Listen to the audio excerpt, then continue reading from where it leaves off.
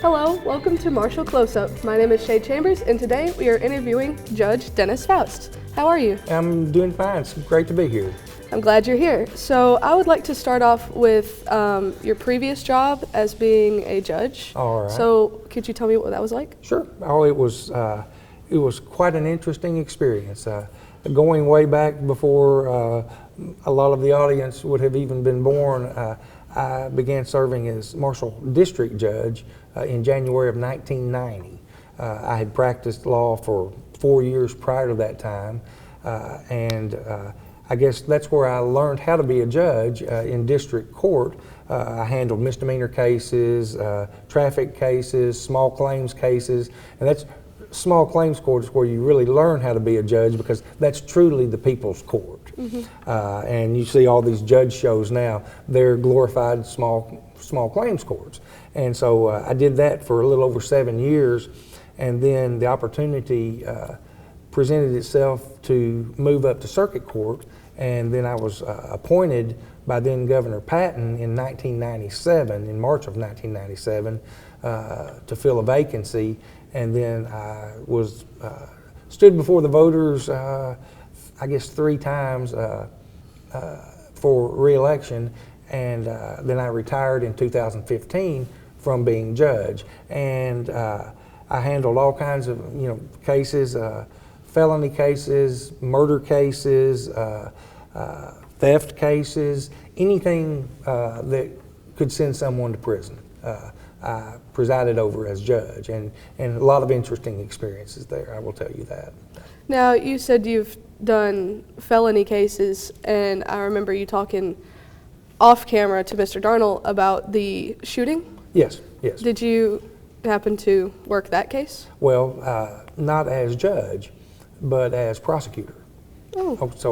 So when after I retired, I took a little time off. I was in the retired judge program, and I started doing a lot of criminal mediations. I also took a job as superintendent at Mike Miller Park, and that was a nice diversion. But then I missed the law, and the opportunity came in 2018, and I ran against the incumbent for the position as Commonwealth's attorney, because I felt like some things needed to be done differently, and I was fortunately elected.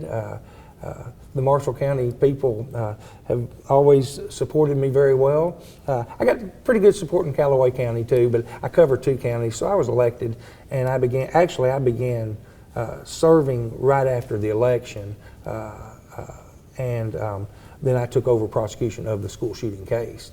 So I was actually the prosecutor, and had lots of help from Jason Darnell, who is the county attorney. And we worked together and got the school shooting case resolved. That's really interesting. So you work as Commonwealth attorney. Yes. Currently. Right, that's correct. So what would you see on an average day? Oh, on an average day, as Commonwealth's attorney, we don't have court every day, but we spend a lot of time in preparation for court. Like today, later on in the day, I will have one of the defense attorneys coming in, and we will sit down and begin looking at the cases that we have coming up, see which ones we feel like will have to go to trial, which cases can be resolved, because the majority of cases, and to the public, the term plea bargaining and plea agreements sometimes becomes a dirty word. It has a bad connotation, and while I understand that, if we were to try every case that came into the judicial system, we would be so backlogged, because over the course of a year, we will, in both Marshall and Calloway counties, we will have anywhere from 500 to 700 new felony indictments, and that takes quite a while. So what we have to do is basically, in a sense, do triage. The ones that really need to be tried, the ones that, and we look at treatment components for people with substance abuse issues. the mindset on substance abuse is going away from incarceration, but to treatment and rehabilitation. And even when I was judge, there are so many parallels there because I started drug court back in 2006. And that's still one of our many tools that we have to combat substance abuse. Those people who are addicts, we want to get them help. Those who are suppliers, traffickers, they're the ones who need to be incarcerated. People who commit violent crimes, and I'm getting away from just substance abuse, but a lot of violent crimes are caused by substance abuse. And so we have to take those things into account. And you know, it's when we help somebody, that's rewarding. Yesterday, a guy, I was standing outside, I was over in Murray, and there was a guy across the street, and he sort of hollered at me, said, "Judge Foust." And it's kind of funny, he said, "Well, I don't guess I call you judge anymore," which is interesting because, no, I'm not serving as judge now, but I'm a retired judge, and I tell people, you can call me Dennis. You know, if you want to call me judge, it's not wrong, but you know, I'm Dennis. And I hear that a lot. I hear a lot of that. But this was a guy who had successfully completed drug court 10, 12 years ago, nice. Maybe even longer than that. And he was looking good. He came over and shook hands, but that was somebody at one time that I had incarcerated, had ordered to be incarcerated, and incarceration's a small tool in terms of helping people with substance abuse issues, but I could tell. And the thing about it is, people's words, they have some meaning, but not completely, because it's more of not just what you say, but how you say it. Mm-hmm. And you can tell if somebody is not really being forthright. And that's the experience of having been on the bench and having dealt with people for 30 plus years. Yeah, I bet. You were saying that a lot of people call you Judge Foust, even though you're still an attorney. Yes. But when you were judge, what was like your worst case that you were involved in, and maybe your best case that you were involved in? Oh, the worst case was a disgusting sexual abuse case involving a child. Oh. And it was the punishment that I was able to, we had a jury trial, and the punishment was based on the jury's recommendations. And the jury did all they could do under the law. To me, it wasn't enough. And that's frustrating. And that's one of the things that helps me to understand how people feel when they say, well, that's not a sufficient punishment. No, maybe it's not. But I can't control what the legislature does. And I'm not trying to blame the legislature, but they have set the penalties over the years. And they adjust them sometimes when it cries out, when justice cries out for stiffer penalties. Mm-hmm. But that's what we're bound by. And while it can be frustrating, that's just, unfortunately, that's a byproduct of our system. And there are times where proving that someone actually committed a certain crime based upon proving all of the elements, that can be difficult, which that will also come into play in terms of plea bargaining cases, because what might look like a solid lock, when you put it before 12 jurors, it might not be. And there might be difficulties in proving all the elements of a crime. Mm-hmm. And I think my experience as judge helps me as a prosecutor to understand those things. I have always had an interest in law and things, and I've never really gotten to sit down and talk to people about it, but I think it's interesting, like your take on it, and there's a lot of differences between big TV and... Much difference, and frankly shows like the crime victim shows. What is it? I can't think of the name of it. The SVU. Law and Order. Law and Order, SV, yes, thank you. Shows like that. If we could get a case resolved in an hour like they do, that would be wonderful. In reality, it doesn't work that way.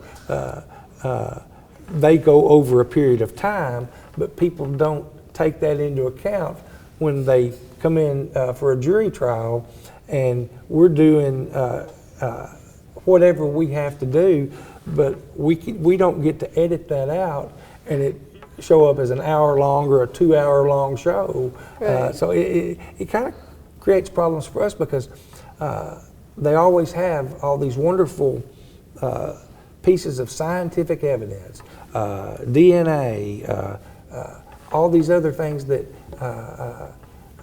in reality we get them when we can, but it's not always available.